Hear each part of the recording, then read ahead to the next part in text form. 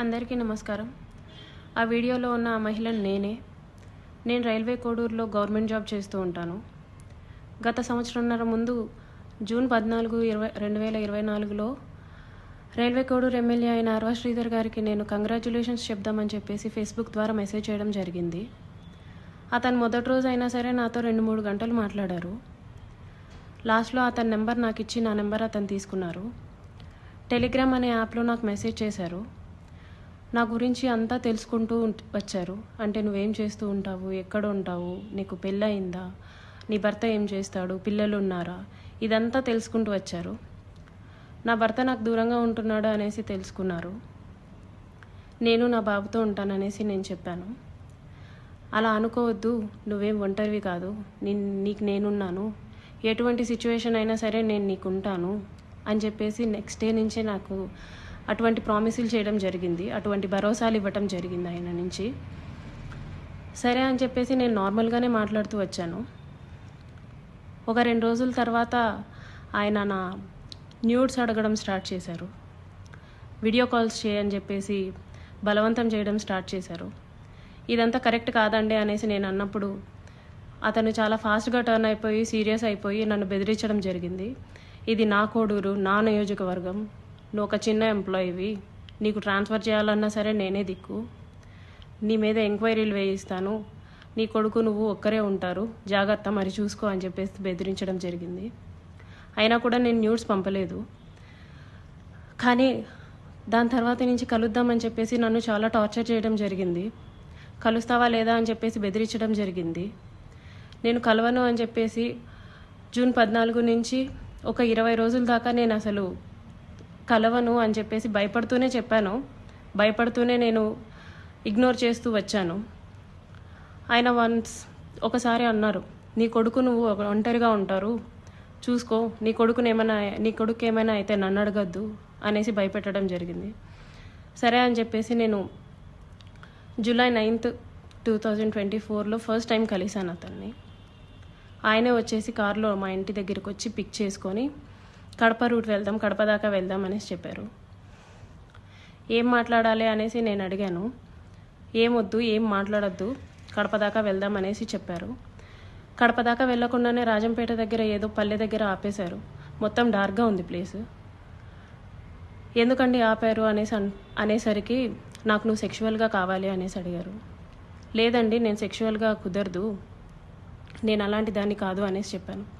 నేను అలా చెప్పేలోపే నా ప్రైవేట్ పార్ట్స్ని టచ్ చేయటం, నన్ను బలవంతంగా దగ్గరికి తీసుకోవడం లాంటివి జరిగాయి. నేను కార్ డోర్ ఓపెన్ చేయడానికి ట్రై చేశాను. అతను నా జుట్టు పట్టుకొని వెనక్కి లాగేసి నన్ను గట్టిగా కొట్టారు. 2-3 సార్లు కొట్టారు. చాలా గట్టిగా కొట్టి కార్ సీట్ని అడ్జస్ట్ చేసేసి నా మీదకి వచ్చేసి నన్ను చాలా బలవంతంగా రేప్ చేయడం జరిగింది. నేను అరవడానికి ట్రై చేస్తుంటే నన్ను చాలా గట్టిగానే కొడుతూ వచ్చారు. అలా నా మీద ఫస్ట్ అటెంప్ట్ జరిగింది.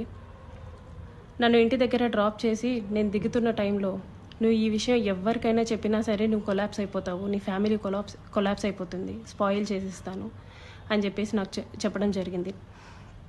నేను ఆ భయంతో నేను వెళ్ళిపోయాను, ఇంటికి వెళ్ళిపోయాను. నేను మా బాబే ఉంటాము. నెక్స్ట్ డే కూడా ఆయన కలుద్దాం, మాట్లాడాలి అని చెప్పేసి బెదిరిస్తూ వచ్చారు. అలా నాకు ఆగస్ట్ ఎండింగ్లో నా ఫస్ట్ ప్రెగ్నెన్సీ అతని వల్ల వచ్చింది. ఈ విషయం నేను అతనికి చెప్పాను. చెప్తే అబార్షన్ చేయించుకో వెంటనే అనేసి అన్నారు. నేను అబార్షన్ చేయించుకోవట్లేదు, నీ వల్ల నాకు ఇంత జరిగింది, నేను అబార్షన్ చేయించుకోవట్లేదు అంటే అప్పటికి నన్ను బెదిరించారు. నువ్వు అబార్షన్ చేయించుకుంటే నువ్వు బ్రతుకుతావు, నీ ఫ్యామిలీ బాగుంటుంది, నీ ఉద్యోగం బాగుంటుంది, లేకపోతే నా గురించి నీకు తెలుసు అని చెప్పేసి చెప్పడం జరిగింది. నేను అబార్షన్ చేయించుకోను, ఎట్టి పరిస్థితుల్లో అబార్షన్ చేయించుకోను అనేసి నేను వాదించాను. ఒక 2-3 సార్లు 2-3 రోజులు నన్ను బాగా బెదిరించి తర్వాత అష్యూరెన్స్ ఇచ్చారు.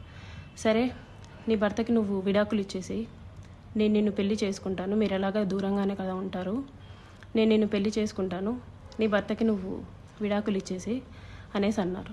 అప్పటికి నేను ఒప్పుకోలేదు. అబార్షన్ చేయించుకో, ఇది అయితే ఫస్ట్ అబార్షన్ చేయించుకో అని చెప్పి నమ్మించడానికి నేను నిన్ను పెళ్లి చేసుకుంటాను అనేసి నాకు చెప్పారు. నేను చాలా రోజులు చేయించుకోలేదు. అలా ఒక 2 months నాకు ప్రెగ్నెన్సీ ఉంది. దాని తర్వాత ఇంకా ఆయన కంటిన్యూస్గా బెదిరిస్తూ ఇంటికి వచ్చి కొడుతూ చేయించుకుంటావా లేదా అని చెప్పేసి టార్చర్ చేస్తూ ఫైన్ డే నేను అబార్షన్ చేయించుకున్నాను. ఆయన మాటలు నమ్మి నన్ను పెళ్లి చేసుకుంటారని ఆయన ఇచ్చిన అష్యూరెన్స్ని నేను నమ్మి నేను అబార్షన్ చేయించుకున్నాను. ఇలా ఈ 1.5 yearలో నాకు 5 abortions అయ్యాయి ఆయన వల్ల. ఎప్పుడూ మా ఇంటికి రావటం, నాకు ఇష్టం లేదు అని చెప్పినా సరే నన్ను బలవంతంగా బయటికి తీసుకెళ్ళో లేకపోతే ఇంట్లోనో నన్ను కొట్టి మా వాళ్ళని బూతులు తిట్టి చాలా రకంగా నన్ను సెక్షువల్లీ అటెంప్ట్ చేయడం జరిగింది. నాకు తెలియని విషయం ఏంటంటే ఆయన నాకు తెలియకుండా మా వాళ్ళ నెంబర్స్, మా వాళ్ళ కాంటాక్ట్ డీటెయిల్స్, ఇంటి అడ్రస్లు ఇవన్నీ కనుక్కొని నా భర్తకి కాల్ చేసి నువ్వు ఆ పిల్లకి విడాకులు ఇవ్వాలి, విడాకులు ఖచ్చితంగా ఇవ్వాలి, లేకపోతే నిన్ను, నీ ఫ్యామిలీని, నీ కొడుకుని ఎవరిని వదలను, అందరినీ చంపేస్తాను అనేసి బెదిరించడం జరిగిందంట. ఇది నాకు తెలీదు, ఈ విషయం నాకు తెలీదు. నా భర్త నన్ను తర్వాత కాల్ చేసి అసలు ఏం జరుగుతుంది అక్కడ అనేసి అన్నారు. ఇలా జరుగుతుంది అనేసి నేను మా ఇంట్లో వాళ్ళకి చెప్పాను. ఇలా రోజు ఇంటికి వస్తున్నాడు, నన్ను కొడుతున్నాడు, నన్ను టార్చర్ చేస్తున్నాడు, ఫిజికల్లీ నన్ను చాలా వాడుకుంటున్నాడు అనేసి నేను చెప్పి ఏడ్చాను. వాళ్ళందరూ నాకు దూరం అయిపోయారు. నీ ఇష్టం వచ్చింది నువ్వు చేసుకో అనేసి నన్ను తిట్టేసి నాకు చాలా దూరం అయిపోయారు. మేము ఇంకా నీతో మాట్లాడడం అని చెప్పి నన్ను వదిలేయడం జరిగింది. ఇదంతా ఆయన ప్లాన్డ్గానే చేసినట్టున్నారు. మా వాళ్ళందరినీ నాకు దూరం చేయాలి అన్న ఒక ఉద్దేశంతో చేసినట్టున్నారు. వాళ్ళందరూ నన్ను దూరంగా వదిలేశారు. మా ఆయన మా బాబుని తీసుకెళ్ళిపోయాడు. నేను ఒక్కదాన్నే ఉంటూ వచ్చాను. గత 6 నెలలుగా నేను ఒక్కదాన్నే ఉంటూ వచ్చాను. నేను నా ఒంటరితనాన్ని, నాకు పేరెంట్స్ లేరు, అమ్మ నాన్న లేరు అడగడానికి చేయడానికి, అమ్మ నాన్న లేరు. అతను నాకు అష్యూరెన్స్ ఇస్తూనే వచ్చాడు, మ్యారేజ్ చేసుకుంటాను ఎక్సెట్రా అని చెప్పి. ఇలా వీళ్ళందరూ దూరం అయిపోయి నా గురించి ఎవ్వరూ అడగడానికి కూడా లేరు అని ఆయనకి ఒక క్లారిటీ వచ్చిన తర్వాత ఈ 1.5 year నాతో ఉండి నన్ను ఇష్టం వచ్చినట్టు సెక్షువల్లీ వాడుకొని లిటరల్లీ నన్ను కొట్టి బలవంతంగా చాలా అంటే చాలాసార్లు చేసి January 7, 2026 ఒక 20 days ముందు నేను నిన్ను పెళ్లి చేసుకోను, నువ్వేం చేసుకుంటావో చేసుకో, నీ ఇష్టం వచ్చింది చేసుకో, నీ దిక్కున్న చోటు చెప్పుకో, నీ గురించి ఎవడొస్తాడో నేను చూస్తాను, నేను మాట్లాడతాను అనేసి నాకు చెప్పడం జరిగిందండి. ఇట్స్ బీన్ 20 days అతను నన్ను వదిలేసి. ఈ 1.5 సంవత్సరం నేను నరకం చూశాను అతని వల్ల, చూడాల్సిన నరకం అంతా చూశాను. నాకు ఇప్పుడు న్యాయం కావాలని చెప్పేసి నేను కోరుకుంటున్నాను, దాని గురించి పోరాటం చేస్తున్నాను.